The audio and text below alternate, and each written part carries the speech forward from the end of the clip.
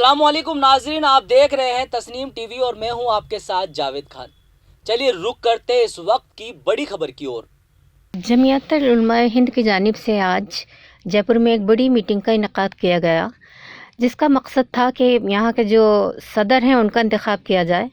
तो कुछ 400 जो लोग यहाँ मेंबर हैं जमीयत के, उन सब लोगों ने मिलकर सदर का इंतखाब किया और मौलाना महमूदुल कासमी यहाँ के नए सदर बनाए गए।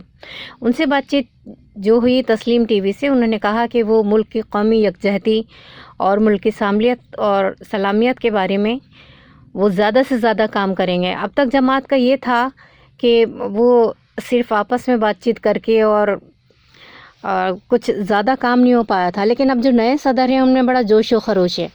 वो उन्होंने कहा है कि वो सबसे पहले तालीम के लिए काम करेंगे, क्योंकि उन्होंने कहा कि कुरान मजीद में आया है कि तालीम हर मर्द और औरत पर फ़र्ज़ है। इसलिए वो देखेंगे कि मदारिस में जो तालीम का जो मेयार है वो किस तरह बढ़ाया जाए, किस तरह वहाँ पर ज़माने की जो समाजी तालीम है उसको साथ लेकर चला जाए।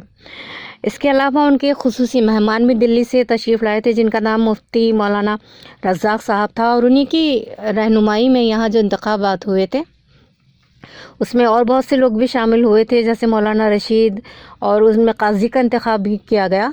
इन सब लोगों ने मिलकर कहा कि जो मुल्क जो आज नफ़रत के अंधेरों में डूबा हुआ है, वो कोशिश करेंगे कि मुल्क का जो माहौल है वो सुधर सके और कौमी यकजहती पर इनका जो मरकज़ है वो कौमी यकजहती पर रहेगा।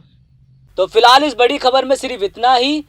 दूसरी बड़ी खबरों के लिए आप देखते रहिए तस्नीम टीवी और मुझे दीजिए इजाज़त। तब तक के लिए अल्लाह हाफिज़।